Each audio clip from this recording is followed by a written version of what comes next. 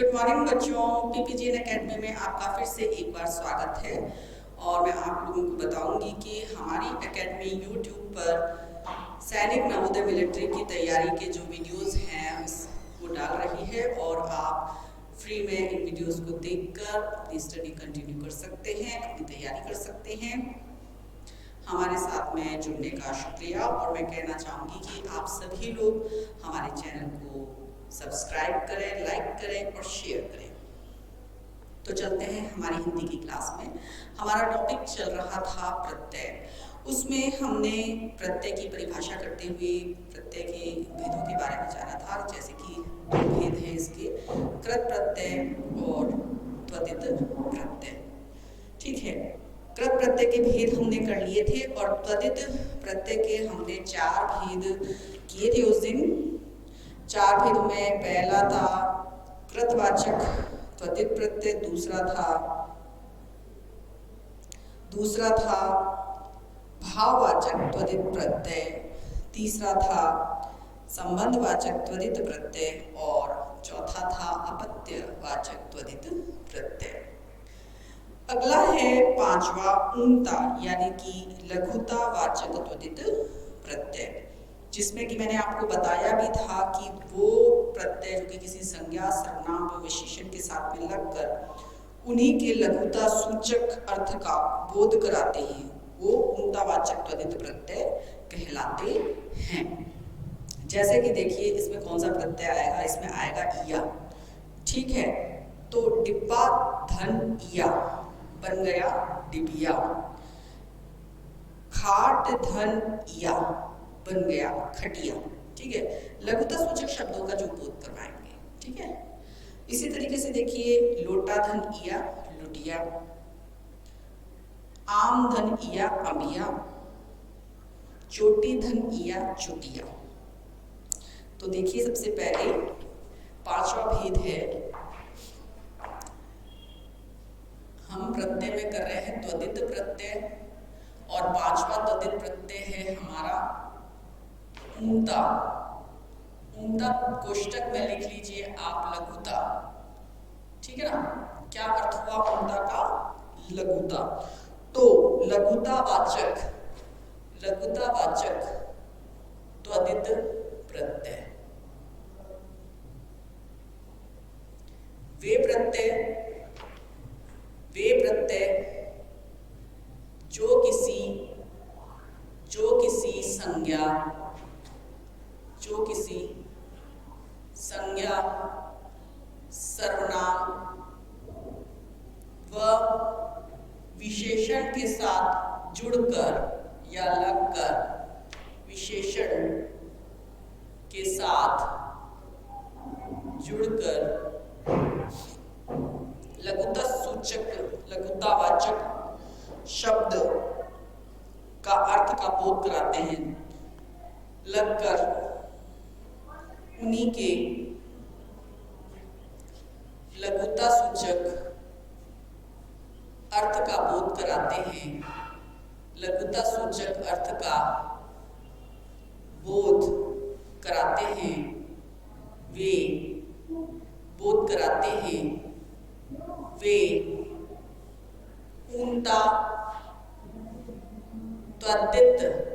ऊंतावाचक त्वदित प्रत्यय कहलाते हैं, ऊंतावाचक त्वदित प्रत्यय कहलाते हैं। अब देखिए ऊंतावाचक त्वदित प्रत्यय में पहला मैंने आपको बताया ईय प्रत्यय है और मैंने आपको उदाहरण भी बता दिए, डिब्बा धन इया। तो आप शब्द लिख लीजिए,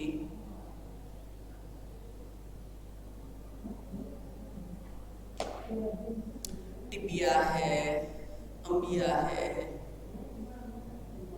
खटिया है।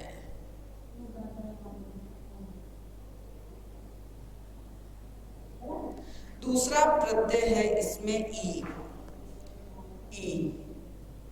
तो देखिए टोकरा धन ई टोकरी और रस्सा धन ई रस्सी, घंटा धन ई घंटी। ठीक है। पहाड़ धन ई पहाड़ी, सारे स्त्रीलिंग भी हैं ये, देखिए।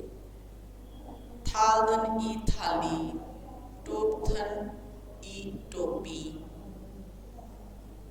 ई प्रत्यय के बाद में आएगा इक्का। कौन सा आ जाएगा? इक्का। इक्का यानी कि कली धन इक्का कलिका, लतिका।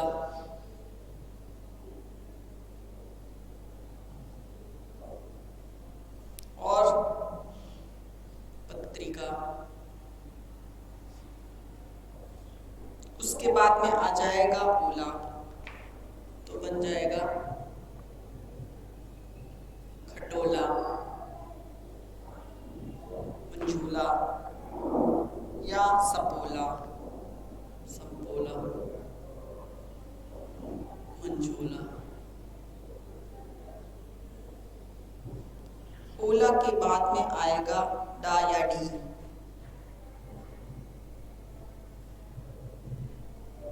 तो सेम आ जाएगा मुखड़ा, चमड़ा, मुखड़ा,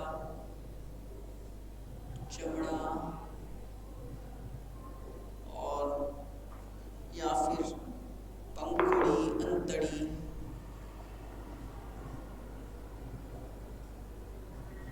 पंखुड़ी, अंतड़ी। ठीक है। डावड़ी के बाद में है री, री का बन जाएगा कोठरी, छतरी।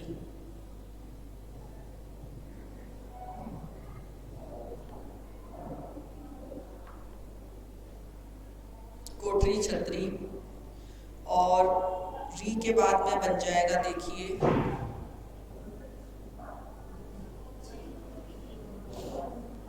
ली, टिकली, टिकली। उवा बन जाएगा बबुआ, मनुआ।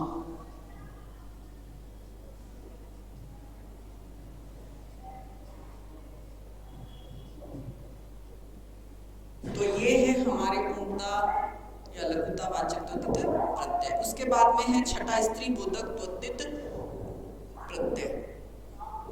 स्त्री बोधक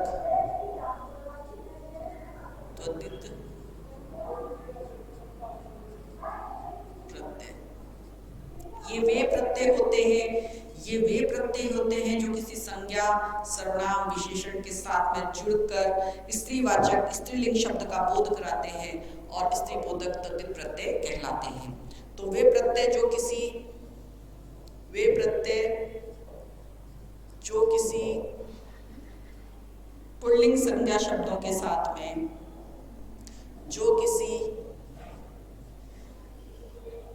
मैंने आप लोगों को गलत बता दिया, संज्ञा सर्वनाम विशेषण की जगह आएगा पुल्लिंग संज्ञा शब्दों के साथ, जो किसी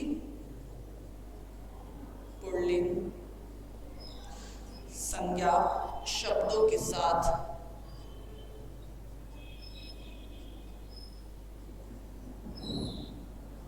जुड़कर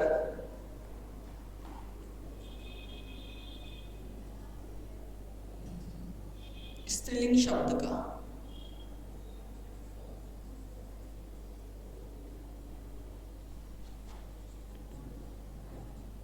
बोध कराते हैं, स्त्रीलिंग शब्द का बोध कराते हैं, वे स्त्री बोधक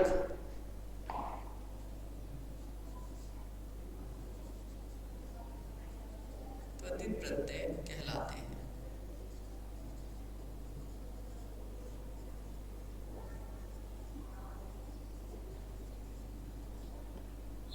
जैसे कि आ, अनुजदन आ अनुजा, महोदयदन आ महोदया, सुतदन आ सुता, छात्रदन आ छात्रा। फिर आइन, ठकुराइन, पंडिताइन, है ना।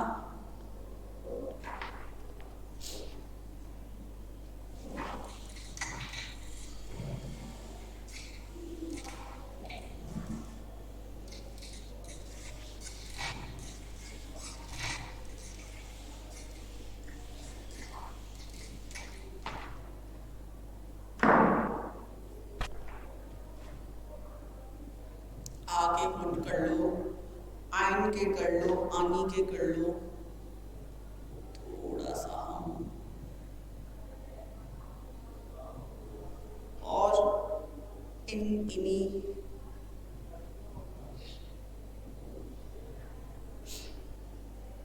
इक्का, इया, नी।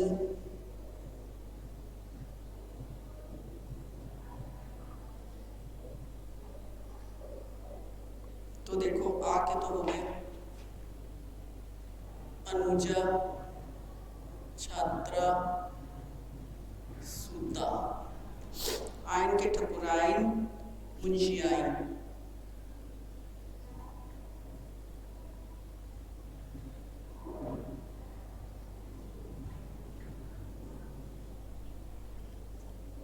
आनी के देवरानी, नौकरानी, जेठानी।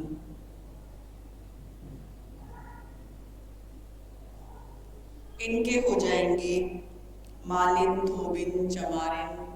मालिन, धोबिन, चमारिन। इन्हीं के हो जाएंगे हथिनी, कमलिनी, कमलिनी, हथिनी। इका के हो जाएंगे गायिका, नायिका, गायिका और नायिका। इया के हो जाएंगे चुईया, बुढ़िया,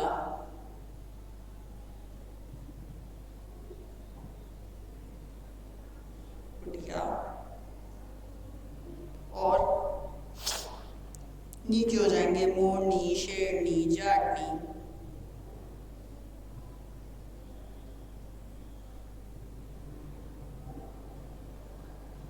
तो ये सारे कैसे हैं? स्त्री बोधक शब्द का बोध हमको करवा रहे हैं, स्त्री शब्द का बोध करवा रहे हैं। ठीक है, ये वो प्रत्यय हैं जो कि किसी पुल्लिंग शब्दों के साथ में लगते हैं, अंत में जुड़ते हैं और हमें बोध करवाते हैं स्त्री बोधक शब्दों का। तो ये कहलाते हैं स्त्री बोधक त्वदित प्रत्यय। क्या कहलाते हैं? स्त्री बोधक त्वदित प्रत्यय ये कहलाते हैं। इसके बाद में देखो, ये तो हो गए हमारे त्वदित प्रत्यय के 6 भेद। कितने भेद हो गए? 6 भेद हो गए हमारे त्वदित प्रत्यय के। वापिस से हम एक बार वापिस इसको दोहरा लेते हैं ताकि हमें कहीं कोई परेशानी ना हो। तो प्रत्यय में देखिए, हमने पहला किया कृत प्रत्यय। कृत प्रत्यय में पहले हमने किया कृतवाचक, कृतवाचक त्वदित प्रत्यय, फिर कर्मवाचक त्वदित प्रत्यय, करणवाचक त्वदित प्रत्यय और भाववाचक कृत प्रत्यय, क्रियाबोधक कृत प्रत्यय। तो 5 भेद तो हो गए कृतवाचक के भेद प्रत्यय के। फिर दूसरा है त्वदित प्रत्यय। त्वदित प्रत्यय में देखिए, पहला कृतवाचक त्वदित प्रत्यय, ठीक है, इसमें विदेशी भी करवाया मैंने। भाववाचक त्वदित प्रत्यय हो गया। भाववाचक त्वदित प्रत्यय के बाद में तीसरा है संबंधवाचक त्वदित प्रत्यय, चौथा है अपत्यवाचक त्वदित प्रत्यय और छठा है, 5वां है ऊनतावाचक यानी लघुतावाचक त्वदित प्रत्यय और छठा है स्त्री बोधक त्वदित प्रत्यय। तो ये तो हो गए हमारे कृतवाचक प्रत्यय और त्वदित प्रत्यय, ठीक है, उनके भेद हो गए। अब तीसरे नंबर पे जो है कृत हो गए और त्वदित हो गए। अब है तीसरा विदेशी प्रत्यय। कौन से हैं? विदेशी प्रत्यय। हिंदी भाषा में देखिए, कुछ दूसरी भाषाएं जो कि संसार में अलग अलग भाषाएं हैं, तो कौन कौन सी भाषाओं के शब्दों का समावेश हो रखा है? अरबी भाषा है, फारसी भाषा है, तुर्की है, चीनी है ना। कई ऐसी भाषाएं जिनके शब्द हमारी डिक्शनरी में, हमारे शब्दकोश में आ रहे हैं और हम शायद दैनिक जीवन में उनका प्रयोग कर रहे हैं। तो इन विदेशी भाषाओं के शब्दों में क्या है? विदेशी प्रत्यय प्रयुक्त हो रहे हैं। तो इन शब्दों में विदेशी प्रत्यय है, तो वे प्रत्यय जो कि विदेशी शब्दों के साथ में लगकर नए अर्थ का बोध कराते हैं वो विदेशी शब्द कहलाते हैं। वे प्रत्यय जो कि विदेशी शब्दों के साथ में लगकर नए अर्थ का बोध कराते हैं वो विदेशी शब्द कहलाते हैं। जैसे कि अंदाज, अंदाज प्रत्यय लग रहा है तो तीरंदाज, नजरअंदाज, आना, नजराना, हरजाना, चकराना। आवा, आवा है, आब है, आब तो गुलाब, तेजाब, ठीक है। आबाद तो अहमदाबाद, इलाहाबाद और हैदराबाद। इंदा तो कारिंदा, चुनिंदा, परिंदा। ईयत तो इंसानियत, हैवानियत। तो बहुत सारे ऐसे हमको प्रत्यय मिलेंगे जो कि विदेशी शब्दों के साथ प्रयुक्त होकर एक नए अर्थ का बोध हमको करा रहे हैं। तो ये नए अर्थ का बोध हमको करा रहे हैं, तो ये कहलाएंगे विदेशी प्रत्यय। तो वे प्रत्यय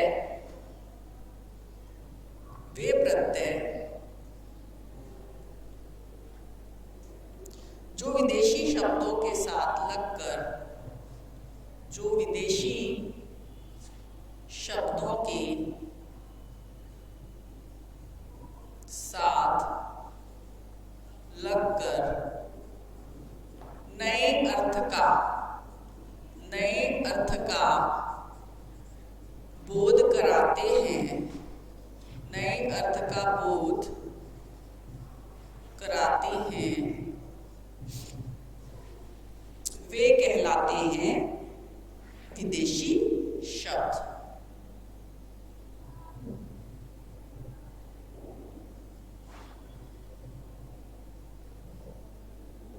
विदेशी प्रत्यय, वे प्रत्यय जो विदेशी शब्दों के साथ लगकर नए अर्थ का बोध कराते हैं, विदेशी प्रत्यय कहलाते हैं। ठीक है, सारे ना करवा के आपको कुछ चुनिंदा करवा देते हैं जिससे कि प्रैक्टिस हो जाएगी आप लोगों की। तो देखिए, पहला तो हो गया अंदाज, तो नजरअंदाज,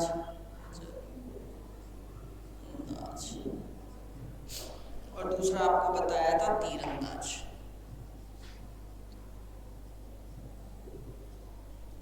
दूसरा है आना,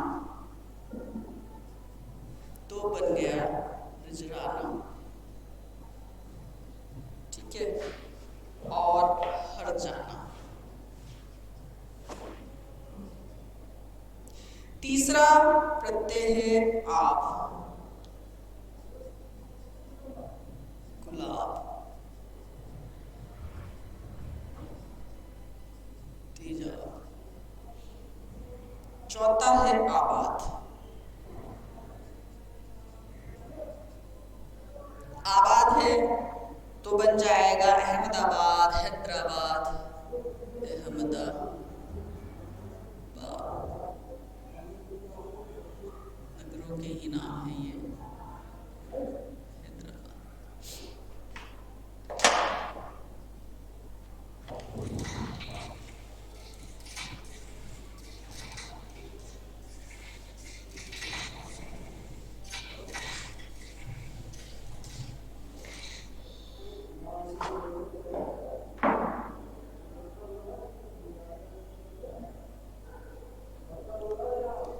इंदा, कारिंदा, परिंदा। इंदा के बाद में है देखिए ईयत, तो इंसानियत, इंसानियत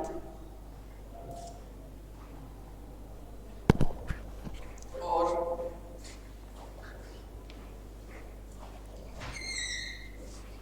इश्क, इश्क के बाद में फरमाइश, फरमाइश और आजमाइश।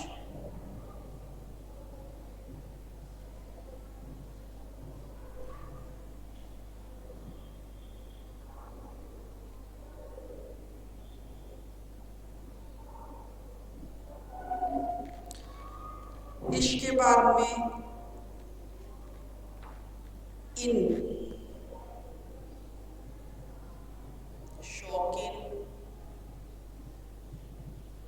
और रंगीन।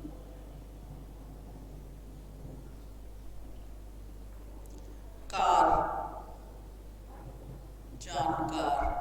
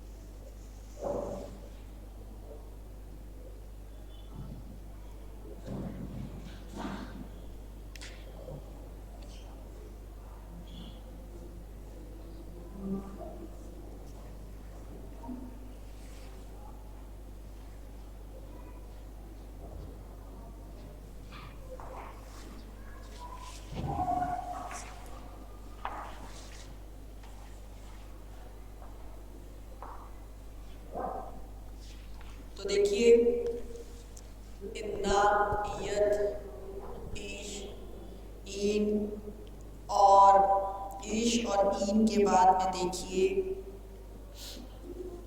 अब आ जाइए इस्तान, इस्तान, कब्रिस्तान, अफगानिस्तान,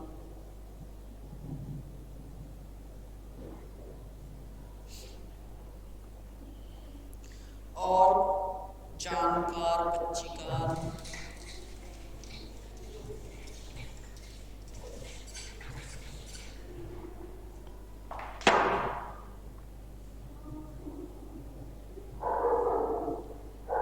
कार प्रत्यय के बाद में आएगा खाना, तो कैद खाना, छापा खाना,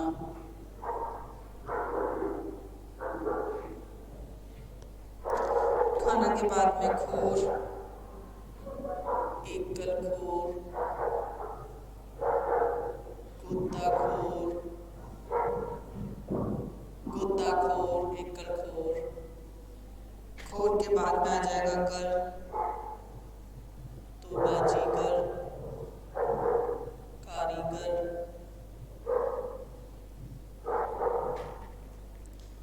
गी के बाद में जिंदगी, ताजगी, जिंदगी, ताजगी। तो ये कुछ विदेशी प्रत्यय जो कि विदेशी शब्दों के साथ में लगकर नए अर्थ का बोध करवा रहे हैं और बता रहे हैं कि ये नए हैं। तो ये सारे किस में आएंगे? ये आएंगे विदेशी प्रत्यय में। इसके अलावा देखिए अब गिरी, कुल्ली गिरी, कुल्ली गिरी, और इसी तरीके से बाबूगिरी, बाबूगिरी। ठीक है, ऐसे बहुत सारे प्रत्यय हैं विदेशी जो कि शब्दों के साथ में लग रहे हैं, जैसे कि चाह है, चमचा, चाची, अफीमची, खजांची, दार, ईमानदार, जमींदार।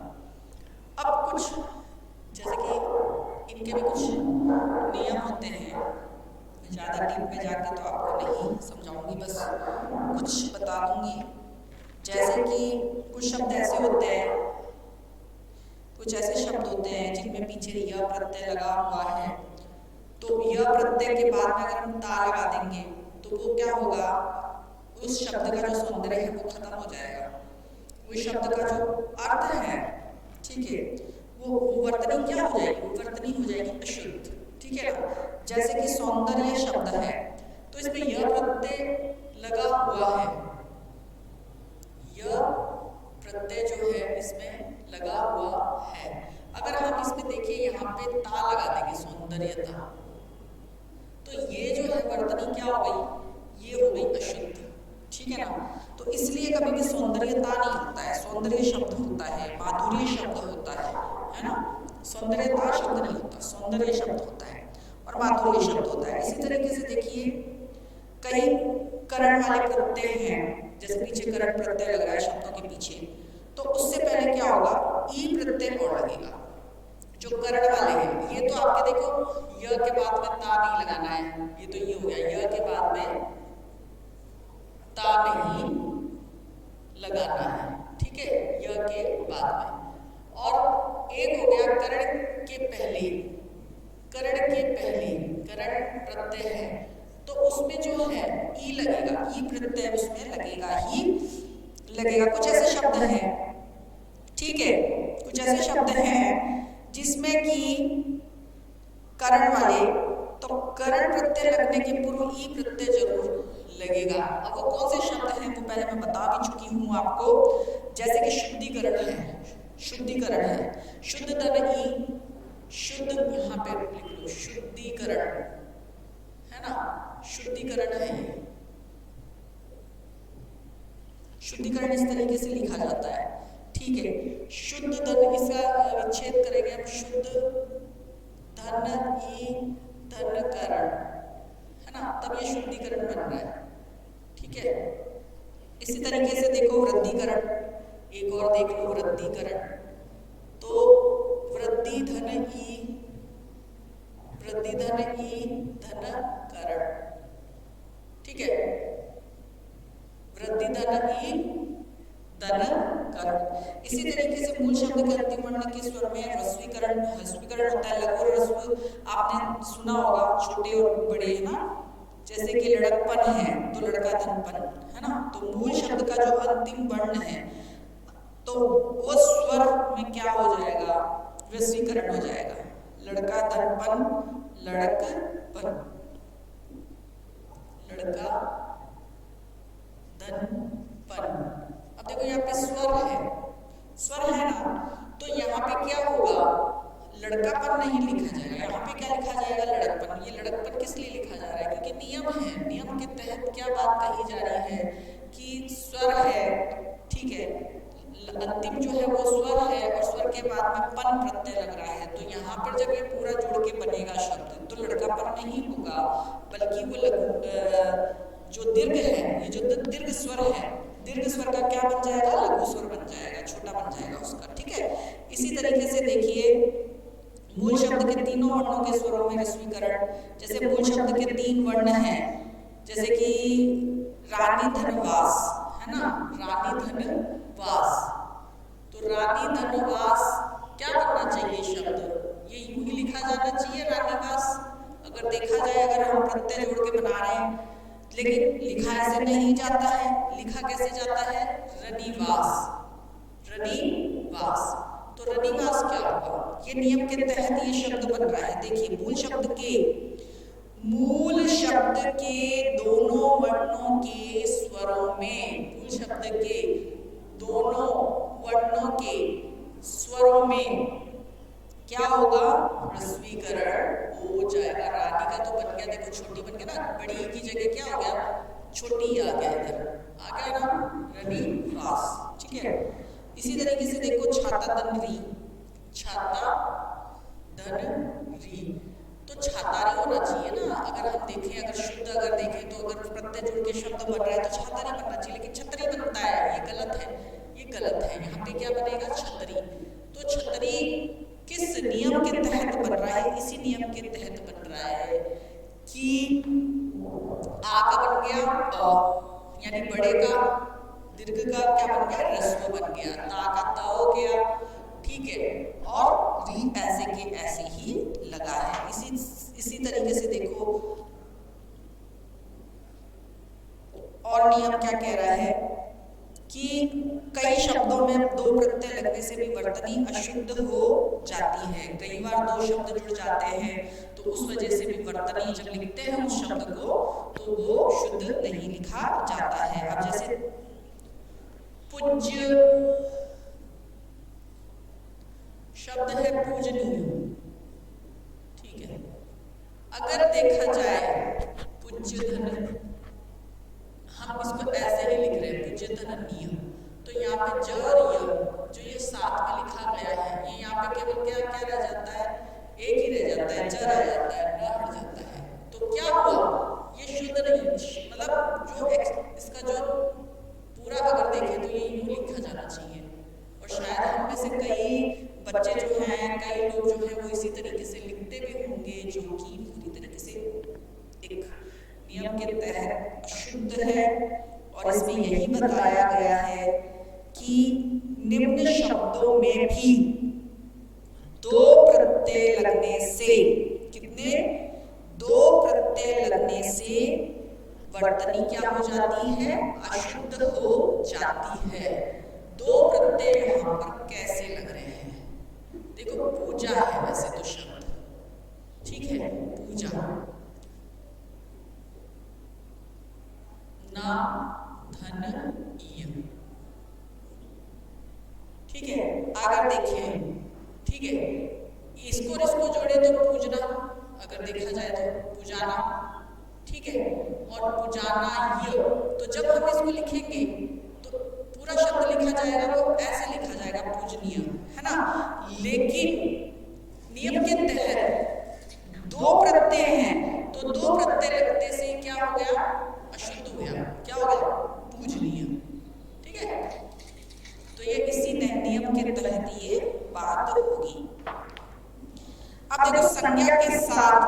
वाला प्रत्यय लगाने पर भी, ठीक है ना, संज्ञा के साथ में अगर वाला प्रत्यय आप लगाते हो तो एक ही शिरोरेखा लगती है। शिरोरेखा कौन सी होती है? जो ऊपर जो हम रेखा खींचते हैं वो शिरोरेखा है, ठीक है ना। तो ये एक साथ ही, जैसे हम टोपी, धन, वाला, ठीक है, तो जब ये जुड़ रहा है, इसके साथ में लग रहा है, तो नियम बताया है कि संज्ञा क्या है? टोपी, टोपी शब्द संज्ञा है और इसके साथ में वाला प्रत्यय लग रहा है। तो जब संज्ञा के साथ में वाला प्रत्यय लगेगा तो क्या बन जाएगा? टोपी वाला। क्या बन जाएगा? टोपी वाला, ठीक है। चाय वाला, दूध वाला। इसके अलावा देखो, ये नियम हो गए। उसके बाद में मूल शब्द के प्रथम वर्ण के स्वर में औ के स्थान पर क्या बन जाता है? ऊ बन जाता है। जैसे कि खोदना, धन, आई। ये नियमों के तहत है ये सारी बातें, ठीक है। नियम के तहत ये आपके प्रत्यय बनते हैं। और चूंकि आप लोगों का स्टैंडर्ड इतना डीप में जाके आपसे क्वेश्चन नहीं किए जाएंगे और आपको ये जानकारी होनी चाहिए कि भाई ये प्रत्यय लगने से ये शब्द बनेगा, इतना ही आप लोगों को भी देखना है, पढ़ना है। तो उस हिसाब से जो है ये आपका टॉपिक तो हो गया कंप्लीट। और जहाँ मुझे लगा, जो नियम बताने की जरूरत मुझे लगी, वो नियम आपको बता दिया ताकि आप इस नियम को जानकर कंफ्यूज ना हो। आप क्वेश्चन कर सकते हैं कि भाई ये प्रत्यय शब्द में लग रहा है तो शब्द ऐसे क्यों बन रहा है ना। ये क्वेश्चन सबके दिमाग में, स्टूडेंट्स के दिमाग में आएगा। तो वही क्लियर करने के लिए मैंने आपको ये एक दो नियम उदाहरण के तौर पर समझा दिए हैं और शब्द बता दिए हैं इससे रिलेटेड। अब प्रश्न देख लेते हैं कि प्रश्न किस तरीके से पूछे जा सकते हैं। तो देखो, आप लोगों के प्रश्न ऐसे पूछे जा सकते हैं, या तो परिभाषा में से कुछ परिभाषा दे दी जाए और नीचे ऑप्शन में अलग अलग दे दिए जाए, उपसर्ग, प्रत्यय, संज्ञा, सर्वनाम, और पूछ लिया जाए कि भाई कौन सा सही है। और या फिर जैसे कि एक शब्द दे दिया, कालिमा, शब्द में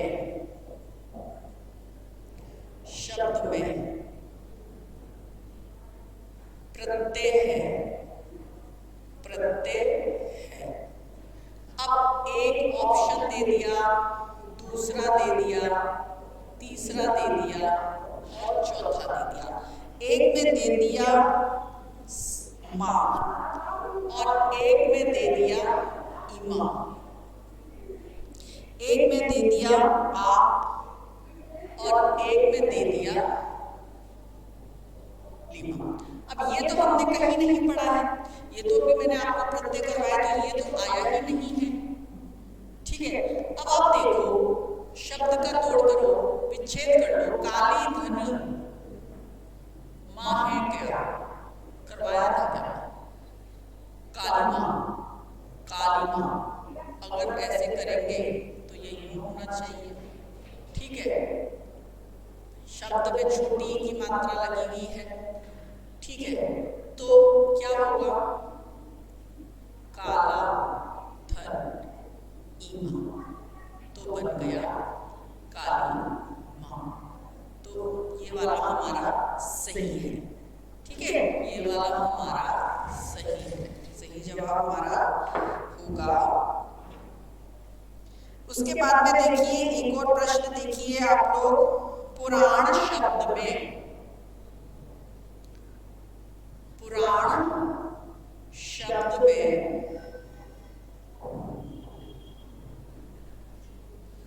इक प्रत्यय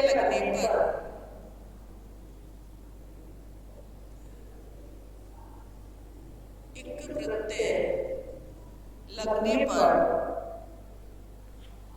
कौन सा शब्द बनता है? अब वो 4 शब्द दे देंगे, कौन सा शब्द बनता है? आपको 4 शब्द दे दिए, अ, ब, स, द, पुराणिक,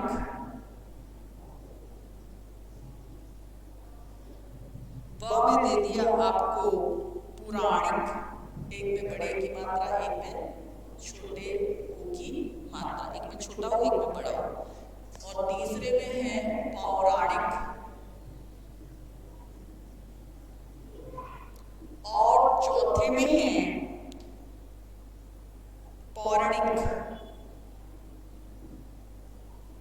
तो देखिए निश्चित तौर पर आपने सभी शब्द देखे हैं, तो ये तो बिल्कुल गलत है, पौराणिक तो बिल्कुल ही गलत है, ठीक है। और ये बड़ा हुआ है, ये भी निश्चित तौर पे गलती है, अगर आपने ध्यान से शब्दों को पढ़ा है तो।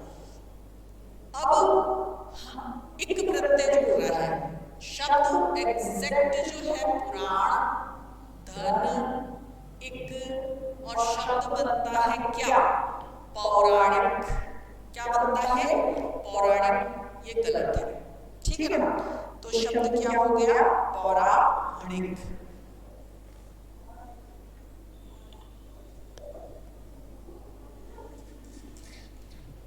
इसी तरीके से देखिए और क्वेश्चन आपको बता देते हैं कि द्रवित शब्द में, द्रवित शब्द में, द्रवित शब्द में कौन सा प्रत्यय है, कौन सा प्रत्यय है। तो देखिए द्रवित शब्द में प्रत्यय है, एक तो है त, दूसरे में दे रखा है वित्त, जो कि कोई प्रत्यय नहीं है, ठीक है ना, ये तो सरासर गलत है। तीसरे में दे रखा है इत, और चौथे में दे रखा है अ। तो देखो अगर हम ता प्रत्यय को माने, अगर ये हलंत का मतलब आधा होता है ना, तो ता के मैंने करवाया है क्या, अगर हम ऐसे में देखें, अगर ये आधा है तो ये तो यहाँ पे पूरा हो रहा है, और ऐसा क्या मैंने आपको कहीं बताया, तो ये भी नहीं बताया, ये गलत है, ये भी गलत है, इत भी मैंने आपको नहीं करवाया है, अ करवाया है और इत करवाया। अब आप ये देखो कौन सा शब्द है, द्रवत हमने इत या द्रवी धन अ। अब अगर इधर अ है, या क्योंकि शब्द है द्रवित, शब्द क्या दे रखा है, तो द्रव धन अ तो हम कर नहीं सकते, क्योंकि हमें क्या देना पड़ेगा, फिर द्रवी देना पड़ेगा यहाँ पे, और द्रवित धन अ हम करेंगे, तो फिर ये बताइए इसके तहत क्या ये सही है क्या, फिर तो ये यूं ही बनेगा ना, द्रवीय, द्रवीय बनना चाहिए ये, अगर देखा जाए तो आय के हिसाब से यह लगता है वैसे तो, लेकिन अगर हम अ लगाएंगे तो फिर कहाँ लगाएंगे हम, तो ये सरासर ये भी गलत हो गया, ये भी हमारा गलत है। तो कौन सा बच गया, इत वाला ही बच गया, बच गया ना, द्रवधन इत द्रवित। तो बच्चों इस तरीके से आपके इस टॉपिक में से सवाल पूछे जा सकते हैं। आप निश्चित तौर पे आप ये मान के चलिए ये टॉपिक जो है बहुत ही अच्छे से आपको मैंने पढ़ाया है, समझाया है। बार बार जब आप इसका अभ्यास करेंगे और इससे संबंधित प्रश्नों को खुद अपने हिसाब से करने लगेंगे, तो ये टॉपिक आपका एकदम पक्का मजबूत हो जाएगा। तो आज की हमारी हिंदी की क्लास यहीं पर समाप्त होती है, और कल हम दोबारा हिंदी की क्लास